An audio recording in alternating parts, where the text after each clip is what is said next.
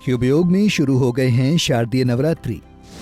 नवरात्रि के 9 दिनों में नवग्रहों को शांत करने का सुनहरा अवसर।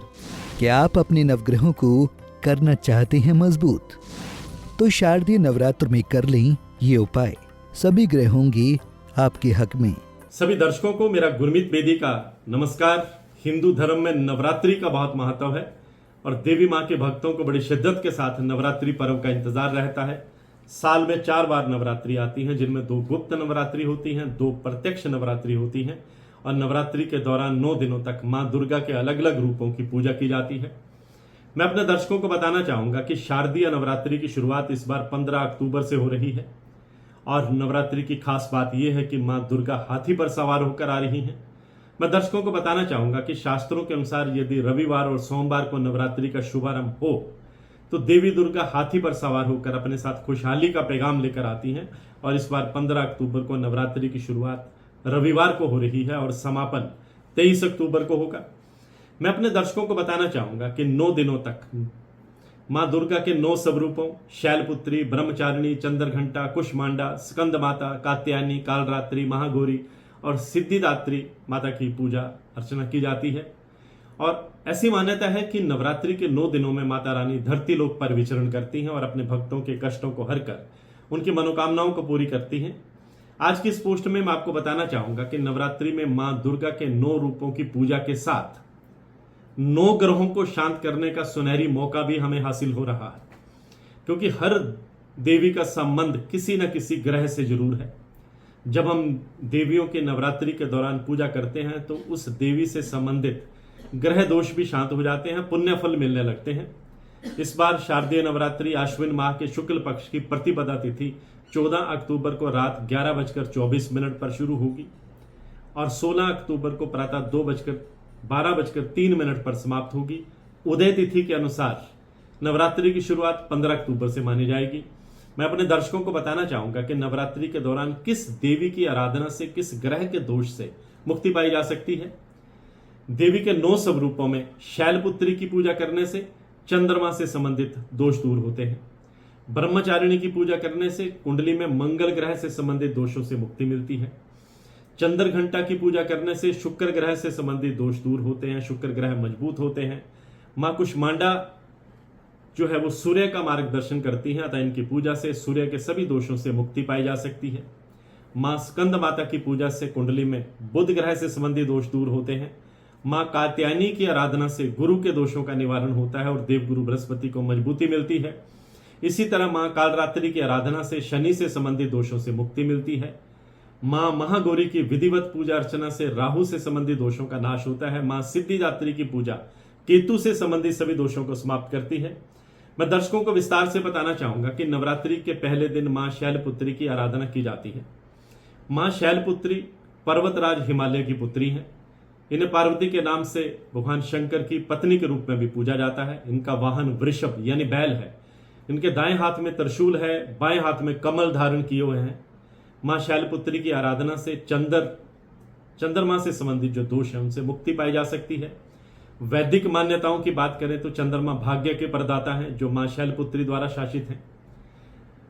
नवरात्रि के प्रथम दिन मां शैलपुत्री की पूजा से कुंडली में मौजूद चंद्रमा से संबंधित दोष समाप्त हो जाते हैं, यानी चंद्र दोष से मुक्ति मिल जाती है और चंद्रमा की अनुकूलता से व्यक्ति को मानसिक सुख शांति की प्राप्ति होती है।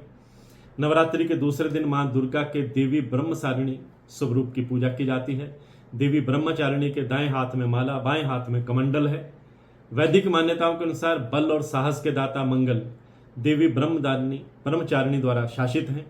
नवरात्रि के दूसरे दिन पूरे नीति नियमों के साथ देवी ब्रह्मचारिणी की पूजा से मंगल से संबंधित दोषों से मुक्ति मिलती है। नवरात्रि के तीसरे दिन मां पार्वती के तीसरे रूप चंद्रघंटा देवी की आराधना की जाती है। देवी चंद्रघंटा के मस्तक पर घंटे के आकार का अर्धवृत्ताकार चंद्रमा विराजमान है, जो घंटे के समान दिखाई देता है। इसलिए मां के इस स्वरूप को चंद्रघंटा के नाम से जाना जाता है। मां चंद्रघंटा के 10 हाथ हैं, वह खड़ग, त्रिशूल, गदा सहित कई अस्त्र शस्त्रों से सुसज्जित हैं। मैं दर्शकों को बताना चाहूंगा कि मां का यह चंद्रघंटा रूप शुक्र ग्रह का स्वामी है। माना जाता है कि मां चंद्रघंटा शुक्र ग्रह को नियंत्रित करती हैं। शुक्र से पीड़ित लोगों को देवी के स्वरूप की पूजा करना बहुत शुभ रहता है। वैवाहिक जीवन में सभी परेशानियों का नाश होता है और शुक्र से संबंधित दोषों से मुक्ति मिलती है। नवरात्रि के चौथे दिन मां पार्वती के कुष्मांडा रूप की आराधना की जाती है। मान्यताओं के अनुसार माता पार्वती सिद्धिदात्री रूप लेने के बाद ब्रह्मांड को शक्ति प्रदान करने के लिए सूर्य के केंद्र में स्थित हुई।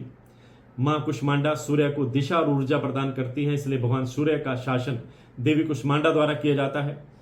मां कुष्मांडा की आराधना से सूर्य के सभी दोषों से मुक्ति पाई जा सकती है। मां कुष्मांडा की सवारी शेर है और उसकी अष्टभुजाओं में अस्त्र शस्त्र सहित माला, कमल और अमृत कलश होता है। नवरात्रि के 5वें दिन स्कंद माता की आराधना के लिए उत्तम माना गया है।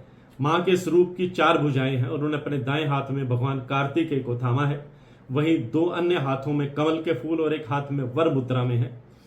बुद्धि और ज्ञान के ग्रह बुध पर देवी स्कंद माता का शासन होता है। मां स्कंद माता की पूजा करने से कुंडली में बुध ग्रह से संबंधित दोष दूर होते हैं। नवरात्रि के 6ठे दिन मां कात्यायनी की आराधना की जाती है। मान्यताओं के अनुसार राक्षस महिषासुर से जनमानस को मुक्ति दिलाने के लिए देवी पार्वती ने मां कात्यायनी का रूप धारण किया था। माता के स्वरूप को महिषासुर मर्दनी के रूप में भी पूजा जाता है। मां कात्यायनी वैदिक ज्योतिष में अमृत समान माने गए गुरु ग्रह पर शासन करती हैं। मां कात्यायनी की आराधना से गुरु के दोषों का निवारण होता है और देवगुरु बृहस्पति को मजबूती मिलती है। नवरात्रि के 7वें दिन मां कालरात्रि की पूजा की जाती है। कालरात्रि माता पार्वती का सबसे उग्र स्वरूप है। घने अंधकार में समान रंग लिए मां कालरात्रि की सवारी गदा है। उनके 4 हाथ हैं, एक हाथ में तलवार, दूसरे में लो अस्त्र है, वहीं एक हाथ अभय मुद्रा, दूसरा हाथ वर मुद्रा में है। ग्रहों में न्यायाधीश शनिदेव पर मां कालरात्रि का शासन होता है। नवरात्रि के 7वें दिन मां कालरात्रि से आराधना करने से शनि से संबंधित दोषों से मुक्ति मिलती है। नवरात्रि के 8वें दिन मां महागौरी की आराधना की जाती है। मां महागौरी के 4 हाथ हैं, एक हाथ में डमरू, दूसरे में तलवार, तीसरे अभय मुद्रा में, चौथा वर मुद्रा में है। वैदिक मान्यताओं के अनुसार मां महागौरी को राहु ग्रह का स्वामी माना जाता है। नवरात्रि के 8वें दिन मां महागौरी की विधिवत पूजा अर्चना करने से कुंडली में राहु से संबंधित दोष शांत होते हैं। और नवरात्रि के 9वें दिन मां सिद्धिदात्री की पूजा अर्चना की जाती है। मां सिद्धिदात्री की पूजा से सभी प्रकार की सिद्धियां प्राप्त हो जाती हैं। इनके 4 हाथ हैं और कमल पुष्प पर ये विराजमान है। देवी सिद्धिदात्री केतु ग्रह की स्वामी है। माता सिद्धिदात्री की पूजा केतु से संबंधित सभी दोषों को समाप्त करती है। तो आज की पोस्ट में बस इतना ही। इसी तरह की जानकारियों के लिए मेरे एस्ट्रोलॉजी के पेज और यूट्यूब चैनल एस्ट्रोलॉजर गुरमीत पेदी से जुड़े रहिए। आपका बहुत बहुत आभार।